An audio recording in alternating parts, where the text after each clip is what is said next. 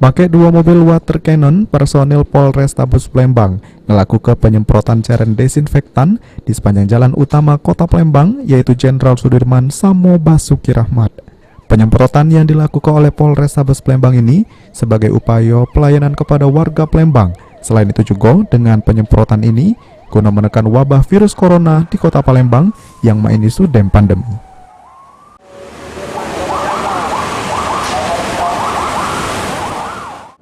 Tujuan kita di sini adalah memberikan pelayanan kepada masyarakat dan juga memberikan dukungan terhadap kebijakan pemerintah, khususnya dalam hal kita memberikan atau melakukan penyemprotan guna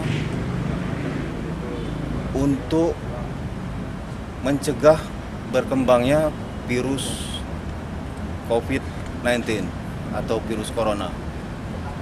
Jadi dengan adanya penyemprotan ini, yaitu dari bahannya disinfektan, Polrestabes Palembang juga mengimbau sama warga supaya tidak melakukan kerumunan atau melakukan kegiatan yang tidak efektif supaya wabah virus corona atau COVID-19 tidak pacak tersebar. Irawan, PAL TV.